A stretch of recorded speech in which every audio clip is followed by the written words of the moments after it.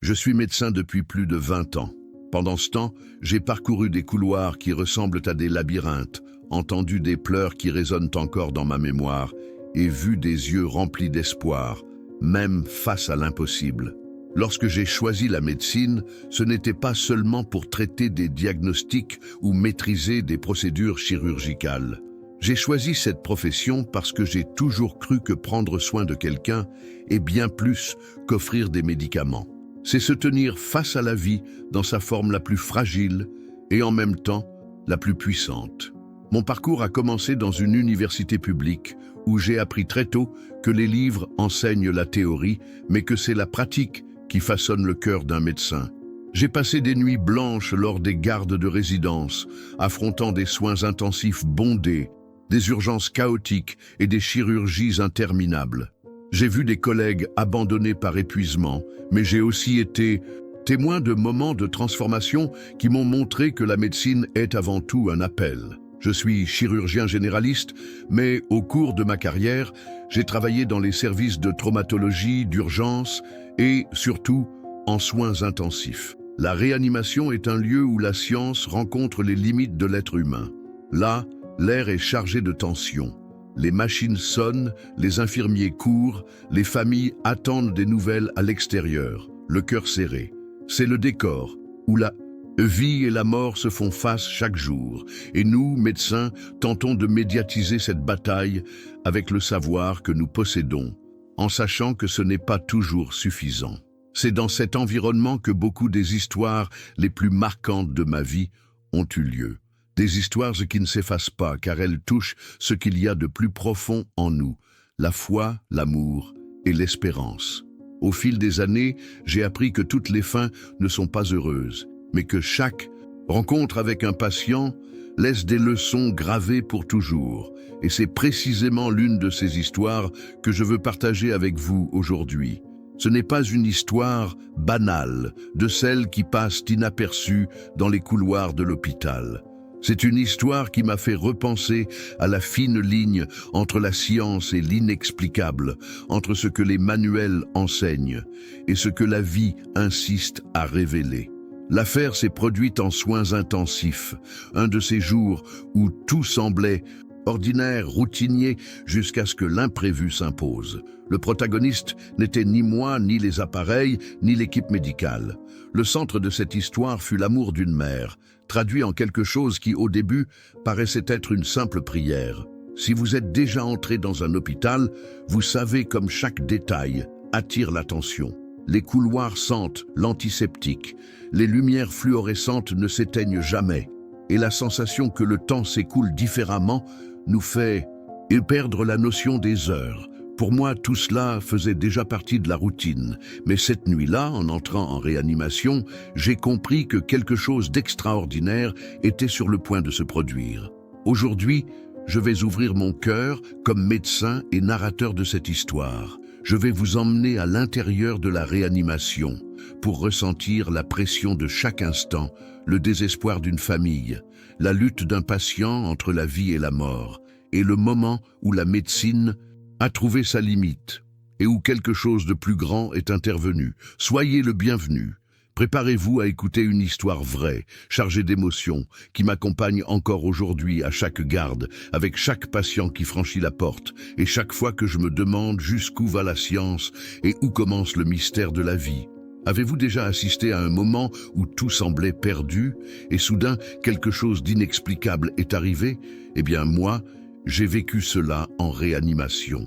C'était un de ces cas où, en tant que médecin, vous regardez les chiffres sur les écrans, entendez les alarmes incessantes et savez, au fond de vous, que la science n'a plus grand-chose à offrir. C'est à cet instant précis qu'un événement surprenant a envahi l'environnement. Mais avant d'ouvrir mon cœur et de partager chaque détail de cet événement, je dois vous demander de l'aide. Cette chaîne ne grandit que si vous participez activement. YouTube ne diffuse ce type d'histoire à plus de même personne que s'il y a une interaction réelle. Alors, écrivez dès maintenant dans les commentaires « Je crois au miracle ». Voyons si nous pouvons atteindre au moins 100 commentaires avec cette phrase. Ce n'est pas seulement un geste symbolique, C'est le carburant qui permet à ce message d'arriver à ceux qui ont besoin de l'entendre. Et bien sûr, abonnez-vous à la chaîne. Vous vous rendrez compte que chaque histoire que nous racontons ici ne parle pas seulement de médecine, mais de vie, de foi, de ce qui se passe derrière les portes d'un hôpital quand l'imprévu entre en scène. Maintenant, imaginez avec moi une mère désespérée, seule dans un couloir froid, sans réponse claire de l'équipe médicale.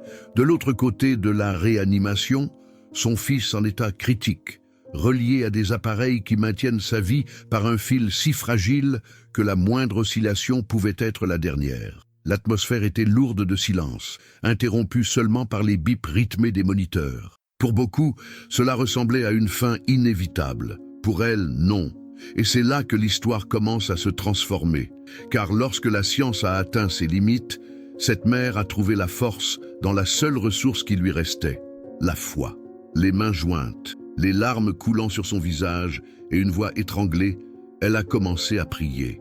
Une prière simple, mais si intense qu'elle semblait remplir chaque recoin de la réanimation.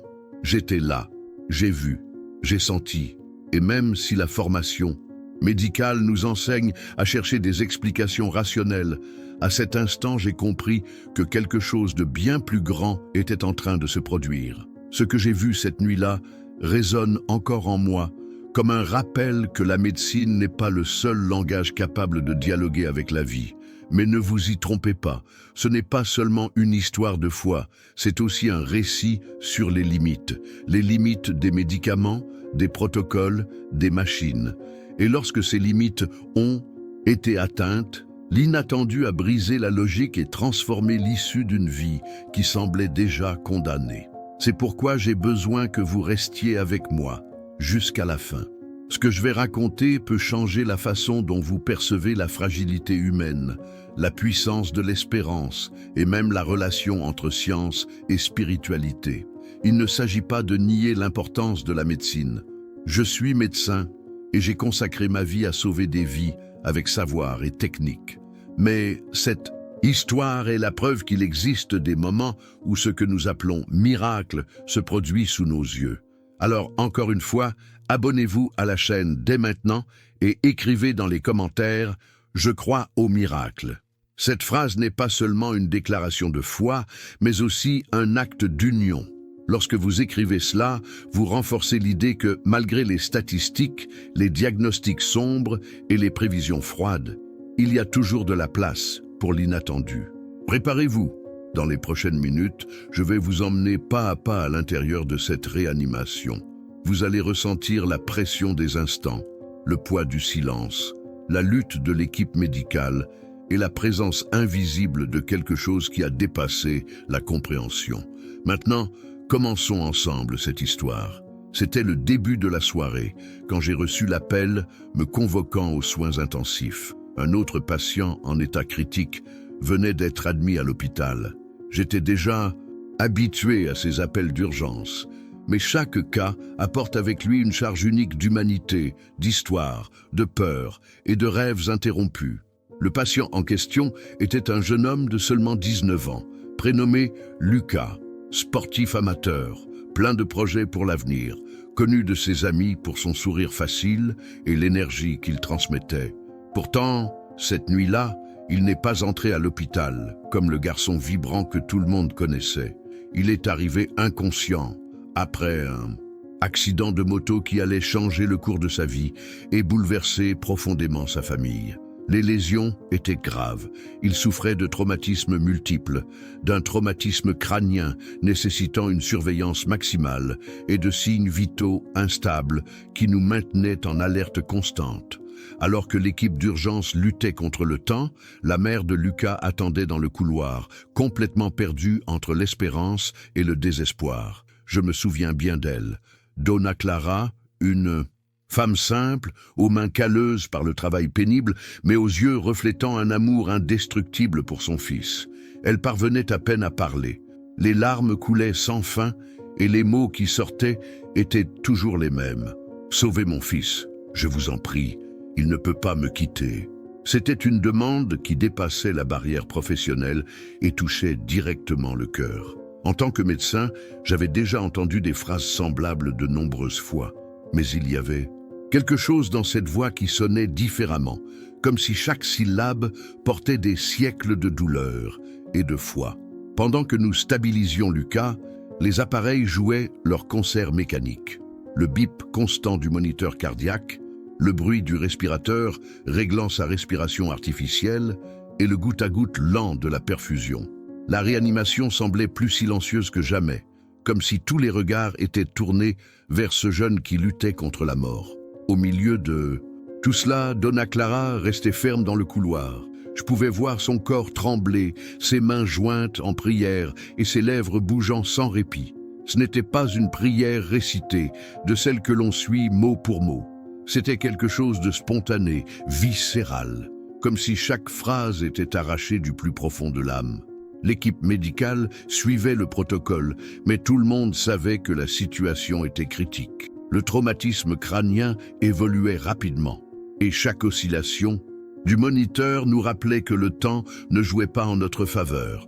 Le diagnostic était sombre et la possibilité de perte réelle et imminente. Pourtant, il y avait une énergie différente dans l'air. Je ne sais pas l'expliquer en termes scientifiques, mais la présence de cette mère semblait modifier l'atmosphère. Elle ne criait pas, elle ne faisait pas de scandale, mais son attitude transmettait quelque chose qui dépassait le désespoir, une certitude silencieuse que son fils ne se rendrait pas facilement. Je me souviens avoir observé Donna Clara du coin de l'œil en vérifiant les examens. Dans ses yeux brillait une lumière qui ne correspondait pas à la gravité de la situation. C'était comme si elle voyait une issue invisible, une force cachée que nous n'avions pas encore perçue. En médecine, nous traitons chaque jour avec des statistiques et des probabilités. Nous apprenons à calculer les risques, à prévoir les issues, à préparer les familles au pire. Mais cette nuit-là, quelque chose me disait que nous étions face à une histoire qui ne suivrait pas les chiffres froids des manuels. Lucas, le jeune plein de vie, était là, dépendant des machines et de décisions rapides. Donna Clara, avec sa foi inébranlable, restait comme une sentinelle dans le couloir, soutenant son fils avec quelque chose qu'aucune machine ne pouvait offrir. Et moi, en tant que médecin, j'étais sur le point d'être témoin d'une rencontre rare entre la science et le mystère, entre la fragilité du corps et la force de l'esprit. C'était la scène. Un garçon entre la vie et la mort, une mère qui ne renonçait pas et une équipe médicale essayant de maintenir la flamme de la vie allumée. Tout était prêt pour ce qui allait devenir l'un des moments les plus intenses de ma carrière. La nuit avançait et chaque minute semblait porter le poids d'une éternité. L'état de Lucas s'aggravait de façon alarmante. La tension artérielle oscillait dangereusement. Le niveau d'oxygène chutait même avec un soutien maximal. Et le moniteur cardiaque lançait des alarmes qui résonnaient comme des coups de marteau dans la tête de toute l'équipe. C'était comme si toute la réanimation respirait avec lui, chaque machine représentant un fil ténu qui le maintenait entre la vie et la mort. Le traumatisme crânien évoluait à grande vitesse. L'œdème cérébral, identifié par les examens d'imagerie, augmentait d'heure en heure, comprimant des structures vitales. Nous avions déjà fait tout ce qui était en notre pouvoir, dans les limites cliniques, médicaments de contrôle, ventilation ajustée, protocole d'urgence. Mais une ligne claire se dressait devant nous, et elle se rapprochait. C'était dans ce type de situation que le sang-froid professionnel devait se mélanger à l'humanité. En tant que médecin, je savais que les probabilités jouaient contre Lucas. Les statistiques ne mentaient pas. Des patients dans ces conditions survivaient rarement, sans séquelles graves, quand ils survivaient. Mais, en tant qu'être humain, je ne pouvais pas ignorer le regard de la mère, qui restait immobile dans le couloir, murmurant des mots qui dépassaient toute statistique. La tension a atteint son paroxysme vers 3 heures du matin. Le moniteur cardiaque a enregistré une chute brutale des battements. La saturation a plongé. L'équipe s'est mobilisée en quelques secondes. Compression thoracique, adrénaline injectée, manœuvre de réanimation. L'ambiance, jusque-là empreinte d'un silence lourd, s'est transformée en champ de bataille contre la mort. Les infirmiers criaient des dosages, les techniciens ajustaient des paramètres, et moi je tentais de garder le focus, même en sachant que le scénario était sombre. C'est à cet instant que j'ai remarqué Donna Clara. Malgré le chaos, elle ne reculait pas. De là où elle était, à quelques mètres de la porte de la réanimation, ses yeux ne clignaient pas. Les mains jointes, les lèvres murmurant une prière incessante, comme si elle pouvait, d'une certaine façon, soutenir son fils par la seule force de la foi. Il y avait des larmes, oui, mais pas de désespoir. Ce que j'ai vu, c'était une détermination rare, la conviction que la vie de Lucas n'était pas encore arrivée à son terme. À chaque choc appliqué, à chaque tentative de ramener le cœur à son rythme, je sentais le poids de lutter contre l'inévitable. La sueur coulait sur mon visage, la fatigue physique commençait à me rattraper. Et pourtant, je persistais, parce qu'il y avait quelque chose de différent dans ce combat, quelque chose qui allait au-delà de la science, comme si une présence invisible planait sur nous, soutenant l'espérance même face à l'impossible. Les minutes passaient, mais semblaient des heures. Le moniteur oscillait entre silence et bip tranchant. L'équipe commençait à montrer des signes d'épuisement. Certains regards échangés portaient la dure réalité que peu osent exprimer à voix haute. Peut-être était-il temps d'arrêter. Peut-être avions-nous atteint la limite de la médecine, mais quelque chose en moi disait non, que ce n'était pas encore la fin, que cette prière murmurée de l'autre côté avait une force que je ne pouvais pas mesurer. Je refusais d'abandonner. Encore une fois, ai-je dit à l'équipe, la voix ferme malgré la fatigue. Le défibrillateur a été préparé à nouveau. Le silence a envahi la pièce un instant jusqu'à ce que le choc parcourt le corps de Lucas. Tous ont retenu leur souffle. Le moniteur cardiaque a affiché un tracé continu comme un coup final de la mort, jusqu'à ce qu'un bip fragile, hésitant, rompe le silence. Les battements sont revenus, lents, mais présents. La saturation a gagné quelques points. La salle entière a respiré. Ce n'était pas encore la victoire. Nous étions toujours en territoire critique. Mais, à cet instant, l'étincelle de la vie refusait de s'éteindre. Alors que nous ajustions les paramètres et reprenions les manœuvres de soutien, je ne pouvais m'empêcher d'avoir une pensée. Et si ce n'était pas seulement la science? Et si cette mer dehors avait réellement touché quelque chose de plus grand que nous tous? Cette nuit-là, la réanimation a cessé d'être seulement un lieu de machines, de protocoles et de statistiques. Elle est devenue une scène où la médecine et la foi menaient une bataille commune. Et j'étais au centre, partagé entre les chiffres que je connaissais et le mystère que je ressentais. À 3h32 du matin, la réanimation avait retrouvé son silence tendu. Ce silence qui n'est pas absence de son, mais une attente comprimée entre bips intermittents et respirateurs, marquant le temps comme des métronomes. Lucas avait retrouvé une circulation spontanée, mais restait instable, sur un terrain fragile. L'œdème cérébral restait élevé au moniteur de pression intracrânienne, s'entêtant dans des chiffres qui nous laissaient au bord de l'action. Je suis sorti un instant pour parler à Donna Clara. Je lui ai expliqué ce que nous avions réussi et, avec toute l'honnêteté qu'exigeait le moment, j'ai dit que nous étions encore face à une situation critique. Elle a écouté en silence, le regard fixe, puis a demandé « Docteur, laissez-moi entrer juste une minute, je ne vais pas déranger. J'ai seulement besoin de lui parler. Les règles sont strictes, mais parfois la technique doit céder à l'humain. » J'ai autorisé. Nous lui avons mis Charlotte, masque, surblouse, solution hydroalcoolique. Elle est entrée doucement, comme on entre dans un sanctuaire. Elle s'est arrêtée au chevet, a regardé le visage de son fils entouré de tubes et de pansements, et a posé délicatement ses doigts sur le bord du drap, sans toucher aux accès. La voix est sortie basse, mais ferme, comme traversant des couches de verre. « Fils, maman est là. Si tu peux m'entendre, ne lâche pas la main de Dieu. Je te confie à lui, mais je lui demande de te rendre. » Pendant qu'elle parlait, je demandais au kinésithérapeute de revoir les paramètres. Je confirmais. Avec l'infirmière, la position du lit, je vérifiais le capnogramme. Rien n'avait changé. Aucun nouveau médicament, aucun ajustement. Les chiffres restaient obstinés. Pression intracrânienne à 28 millitermes. Saturation oscillante, noradrénaline, maintenant la tension à un fil. C'est alors que c'est arrivé. D'abord, un détail si subtil qu'il aurait pu passer inaperçu. Le tracé du moniteur respiratoire est devenu plus harmonieux. La saturation, qui stagnait à des valeurs inconfortables, a commencé à monter de 2-3 points. L'infirmière a froncé les sourcils, s'est approchée de l'écran, a vérifié le capteur, repositionné le doigt. Aucun artefact. Le kinésithérapeute m'a regardé. J'ai rendu son regard sans dire un mot. Ensuite, presque comme obéissant à un ordre silencieux, la pression intracrânienne a baissé d'1 millimètre, puis de 2, puis de 4. 24, 21, 19. Vérifiez la colonne du drain, ai-je demandé. Tout en place. Revérifiez la tête du lit. À 30 degrés comme le protocole l'exige. CO2, stable. Osmothérapie, inchangée depuis la dernière heure.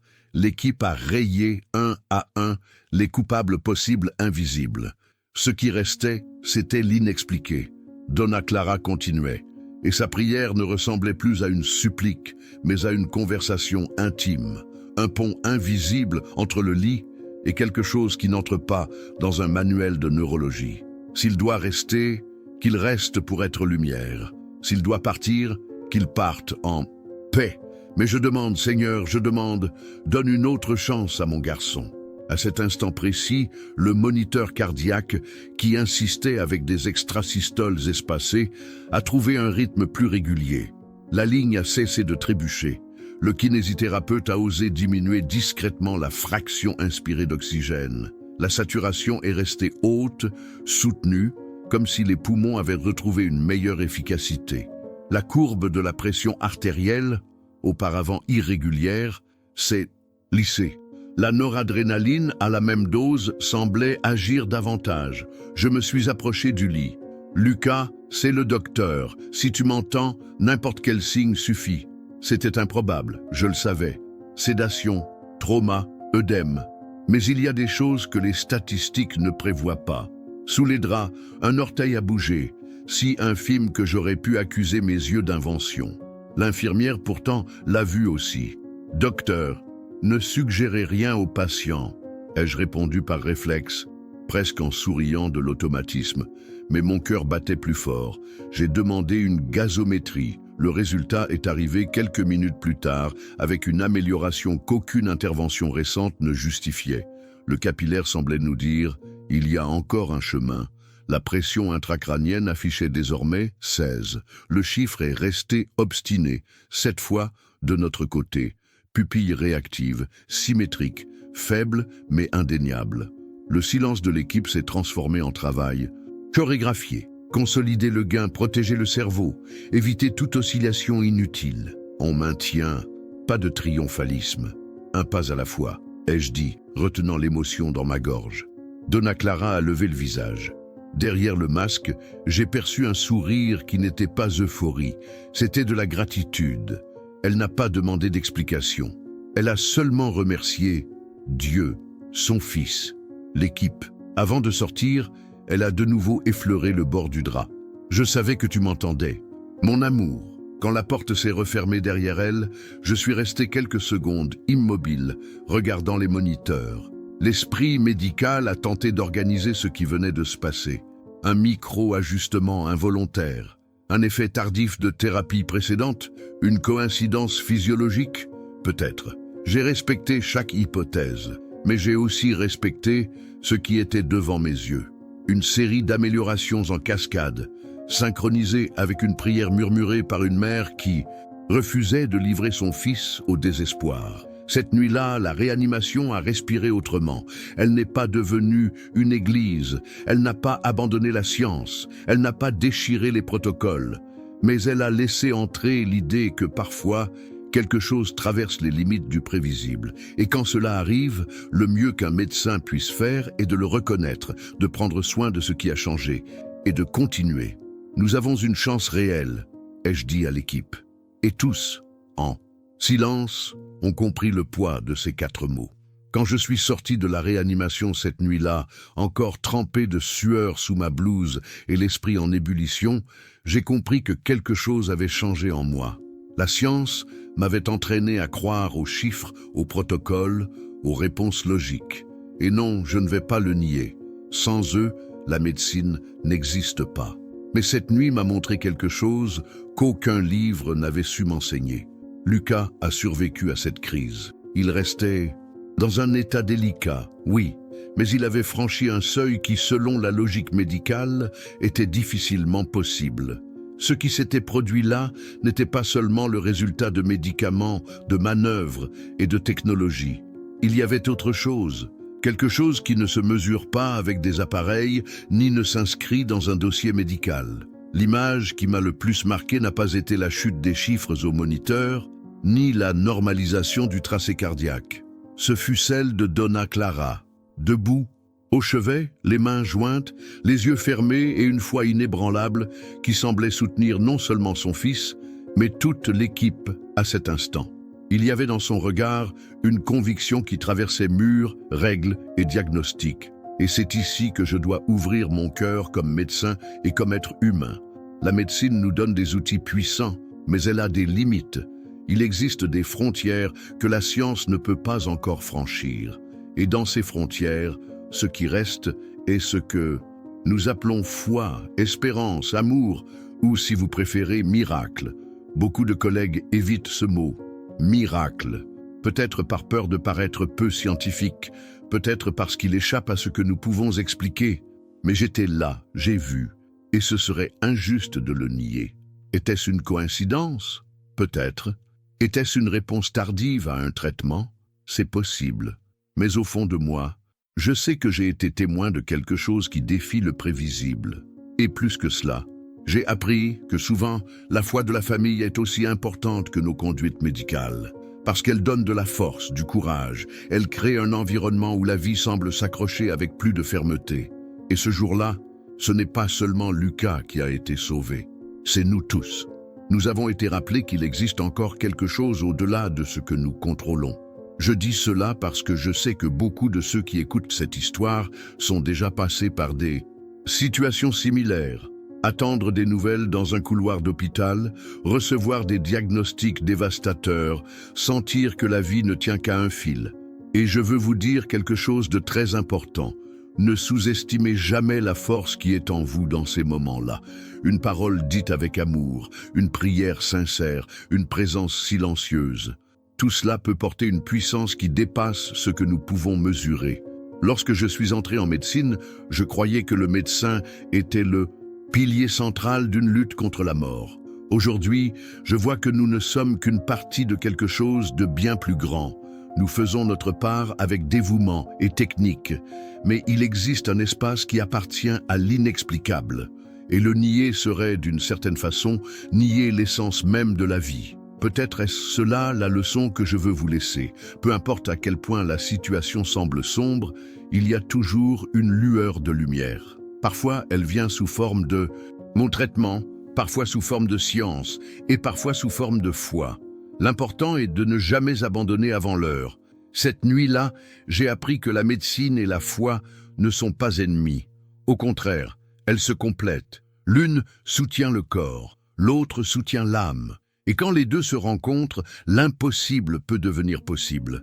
Alors, si vous traversez un moment difficile en écoutant cette histoire, souvenez-vous de Lucas, de Donna Clara et de cette prière simple qui a tout changé dans la réanimation. Croyez-le, même dans les scénarios les plus sombres, l'inattendu peut se produire. Cette nuit-là, lorsque j'ai enfin pu respirer un peu hors de la réanimation, la sensation qui m'accompagnait n'était pas celle de la victoire, ni du soulagement total. C'était la réflexion. J'avais passé des années à m'appuyer sur des protocoles, des statistiques et des certitudes scientifiques. Mais ce que j'avais vu cette nuit-là m'a montré que la réalité est plus grande que tout graphique ne peut prévoir. Lucas, quelques heures plus tôt, était au bord de la fin. Tout pointait vers une ligne droite et silencieuse au moniteur. Pourtant, il a suffi d'un geste simple, la voix d'une mère en prière, pour que le scénario commence à changer sous mes yeux. Ce n'était pas soudain, ce n'était pas magique, comme dans un conte de fées.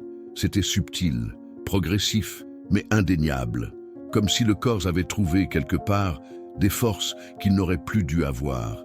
Et c'est dans ce détail que j'ai compris la grandeur du moment. La médecine avait rempli son rôle, comme elle doit toujours le faire. Mais il y a eu un instant où la science, aussi avancée fût-elle, n'avait plus de cartes à jouer.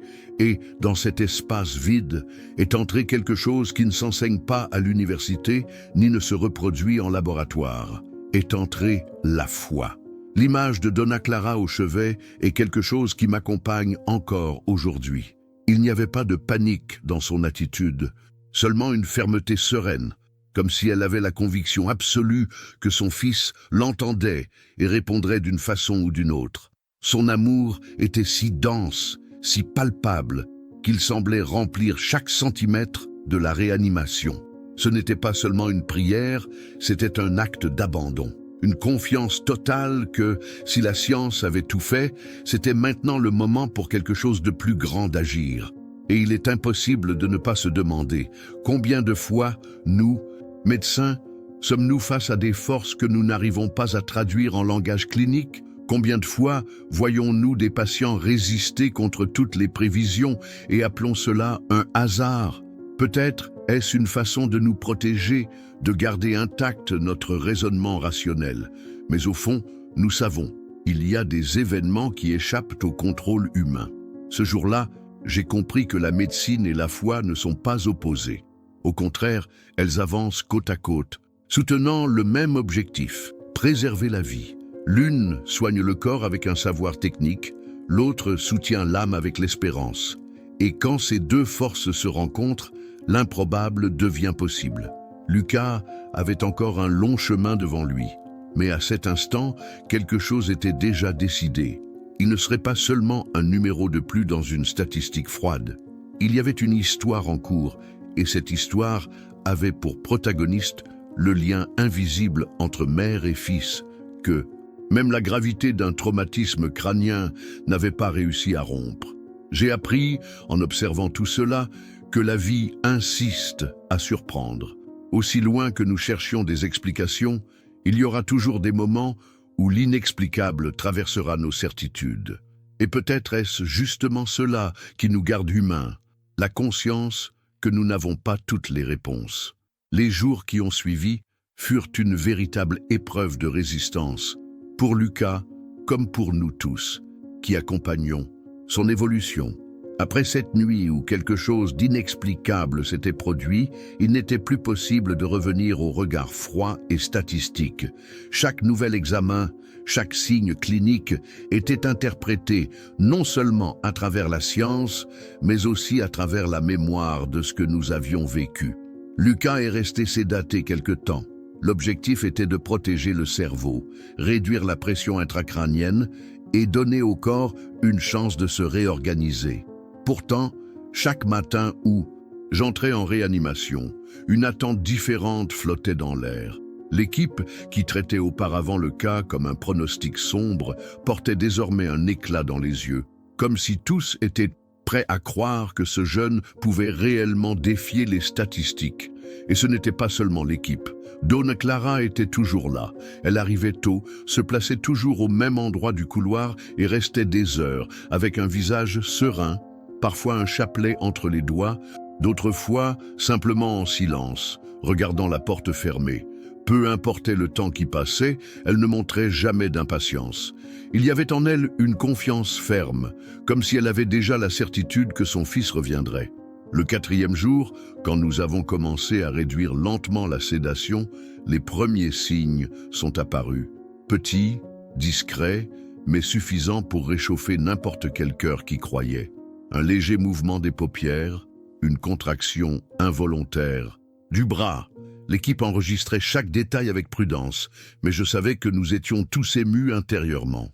Et Donna Clara, quand je le lui ai dit, ses yeux se sont embués, mais elle n'a pas été surprise. « Je savais, docteur », a-t-elle répondu avec un calme presque surnaturel. « Il m'entend, il revient. » Il n'y avait ni arrogance, ni euphorie incontrôlée, seulement la certitude tranquille d'une mère qui croit au lien invisible entre elle et son fils. La semaine suivante, Lucas a ouvert les yeux pour la première fois. D'abord, le regard était vague, perdu dans les lumières vives de la réanimation. Mais en entendant la voix de sa mère, ses yeux se sont fixés sur elle. Il n'y avait pas de mots, pas de gestes conscients, mais ce regard disait tout. C'était comme s'il disait « Je suis revenu, maman. Je t'ai entendu ». Pour moi, ce fut le deuxième miracle, car, dans le domaine de la neurologie, nous savons que chaque traumatisme crânien comporte un territoire inconnu. Le réveil peut être confus, lent, parfois douloureux, mais là, devant nous, il y avait une communication silencieuse et profonde, impossible à ignorer. Les jours suivants furent faits d'avancées et de défis. Lucas avait encore besoin de soutien, faisait encore face à des risques. Mais chaque petite conquête, respirer quelques minutes sans aide du ventilateur, bouger la main de façon intentionnelle, réagir à des commandes simples, était célébrée comme une victoire. La réanimation, si, souvent marquée par des pertes et des frustrations, se remplissait d'espérance à chaque pas de ce jeune. Et dans toutes ces victoires, la figure de la mère restait. Clara ne s'absentait pas, ne se fatiguait pas. À chaque amélioration, elle remerciait en silence, et à chaque difficulté, elle intensifiait ses prières. Et le plus impressionnant est que sa foi n'était pas seulement une force personnelle, elle contaminait tout le monde autour. Infirmiers, médecins, kinésithérapeutes, tous se sentaient partie prenante de quelque chose de plus grand. C'était comme si l'environnement lui-même s'était transformé. Moi, qui tant de fois avait dû annoncer de mauvaises nouvelles, je trouvais dans chaque visite à Lucas une opportunité de me rappeler pourquoi j'avais choisi cette profession. La médecine, oui, était là. Les médicaments, les protocoles, la technique, mais il y avait aussi la main invisible de quelque chose que personne ne pouvait contrôler. Et cette main semblait guider le processus de guérison. Lucas n'est pas revenu du jour au lendemain. Ce n'était ni rapide ni facile, mais le fait est qu'il est revenu, chaque semaine, plus présent, plus conscient, plus vivant. Et avec lui, une certitude se consolidait en nous tous. Cette prière d'une mère avait, d'une certaine manière, changé le cours de l'histoire. Les semaines furent faites d'avancées lentes mais fermes. Lucas, arrivé inconscient, dépendant des machines et avec un pronostic sombre, commençait désormais à donner des signes clairs de récupération.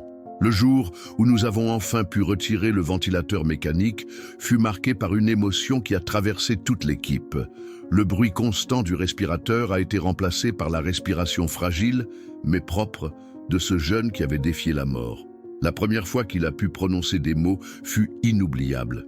Faible, d'une voix rauque, il a murmuré un « maman ». Donna Clara s'est effondrée en larmes. Pas des larmes de désespoir, mais de victoire. Ce son, simple, si banal pour nous tous, était la preuve vivante que le lien entre eux avait traversé des barrières que même la médecine ne sait expliquer. À cet instant, beaucoup de professionnels, habitués à garder une posture froide, se sont aussi émus, car au fond, nous savions, nous assistions à un dénouement qui contredisait toutes les prévisions initiales. Peu à peu, Lucas a reconquis son autonomie.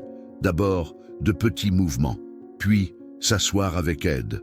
Ensuite, faire les premiers pas, encore tremblant, soutenu par les kinésithérapeutes et par la force invisible qui semblait le pousser vers la vie. Chaque progrès était célébré comme la plus grande des victoires, et en vérité, c'en était une. Il ne s'agissait pas seulement de récupérer des fonctions physiques, c'était un chemin de reconstruction. Chaque geste, chaque mot retrouvé portait en lui le poids du combat de cette nuit où tout semblait perdu.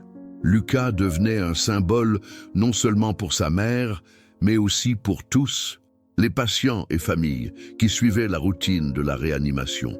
Beaucoup le regardaient et y voyaient un reflet d'espérance. Moi-même, je me suis vu transformé. La médecine exige de l'objectivité, mais l'expérience avec Lucas m'a appris que l'objectivité n'est pas synonyme d'aveuglement devant ce qui ne s'explique pas. J'ai appris à respecter l'espace de la foi dans l'hôpital, non pas comme substitut de la science, mais comme allié silencieuse qui donne de la force à ceux qui souffrent et du courage à ceux qui soignent. Le jour de la sortie de la réanimation est arrivé sous des applaudissements. Infirmiers, médecins, techniciens, tous s'étaient réunis pour voir Lucas être conduit vers l'unité de soins. Lui, encore affaibli, a levé la main et d'un sourire timide a salué tout le monde. C'était comme assister à une renaissance. Donna Clara marchait à ses côtés, les yeux embués, mais fermes, comme toujours. Elle n'avait pas besoin de dire un mot. Son silence parlait plus fort que n'importe quelle parole. Quelque temps plus tard, lors d'une consultation de suivi, j'ai retrouvé Lucas déjà hors de l'hôpital, amaigri, encore en convalescence, mais vivant. Assis à mes côtés, il m'a dit quelque chose que je n'ai jamais oublié. « Docteur, je ne me souviens de rien de la réanimation, mais je me souviens d'avoir entendu la voix de ma mère, m'appelant. Je ne sais pas expliquer, mais c'était comme si cette voix m'avait tiré en arrière. C'est à ce moment que j'ai compris de façon définitive la puissance qui existe dans l'amour et la foi, non pas comme des concepts abstraits, mais comme des forces réelles, capables de franchir des limites que la science n'atteint pas encore. L'histoire de Lucas n'a pas été seulement la guérison d'un patient. Ce fut une leçon qui a résonné en nous tous. Elle a montré que la médecine, dans toute sa grandeur, doit reconnaître quand quelque chose de plus grand entre en scène. Elle a montré que la vie ne s'explique pas seulement par des examens et des rapports, mais aussi par le mystère qui habite chaque être humain. Et par-dessus tout, elle a montré qu'une prière, quand elle naît du fond de l'âme, peut changer des destins. Dans cette réanimation, une mère et un fils ont écrit ensemble un chapitre que je n'oublierai jamais. Aujourd'hui, en me rappelant chaque détail de l'histoire de Lucas et de Donna Clara, j'ai l'impression que cette nuit vit encore en moi. J'ai déjà soigné des milliers de patients, parcouru d'innombrables couloirs d'hôpital, mais certaines histoires marquent si profondément qu'elles deviennent une partie du médecin qui les a vécues. Celle-ci en fait partie. Dans la réanimation, j'ai été témoin de quelque chose qui a franchi des barrières. D'un côté, il y avait la science, avec toute sa puissance. Examens, protocoles, médicaments, machines qui maintiennent les fonctions vitales. De l'autre, il y avait l'amour inconditionnel d'une mère, traduit en prière. Et à cet instant, il n'y a pas eu division. Entre ces deux forces, il y a eu rencontre, une union invisible mais palpable qui a transformé ce qui semblait inévitable en une nouvelle chance de vie. Cette expérience m'a fait repenser à mon rôle. Je ne suis pas seulement le médecin qui prescrit des traitements ou coordonne des équipes. Je suis aussi un témoin de ce qui ne peut pas s'expliquer. La médecine est mon instrument, mais la vie est plus grande qu'elle. Et aussi loin que nous cherchions des réponses dans les livres et les recherches, il y aura toujours des moments qui défient la logique, qui nous obligent à admettre la présence du mystère. Beaucoup pourraient appeler ce qui est arrivé à Lucas une coïncidence, un hasard clinique, une réponse tardive à des thérapies. Et peut-être techniquement est-ce possible de le décrire ainsi, mais en tant que témoin, regardant chaque moniteur, sentant le poids de chaque seconde, je ne peux pas réduire cette nuit à une simple explication statistique. Pour moi, ce fut un miracle, non pas au sens religieux que tout le monde connaît, mais au sens humain le plus pur, l'extraordinaire qui surgit quand tout semble perdu. La foi de Donna Clara m'a appris que l'espérance est souvent la ligne la plus forte qui soutient un patient.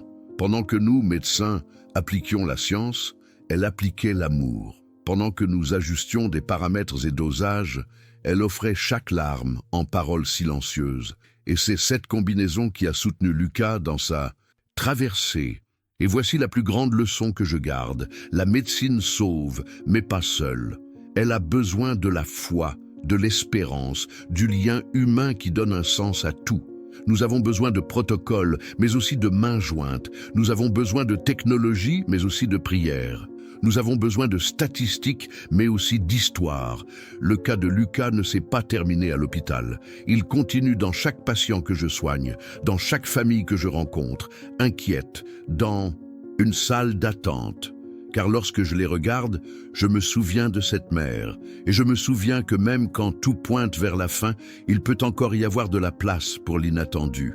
Dans la vie, nous serons tous confrontés à des moments où nous nous sentirons comme Lucas dans cette réanimation, fragiles, dépendants, au bord de la limite. Et dans ces instants, peut-être n'aurons-nous pas de contrôle sur les résultats, mais nous aurons toujours quelque chose à offrir, une parole, et prière, une présence, de petits gestes qui peuvent porter une force inimaginable.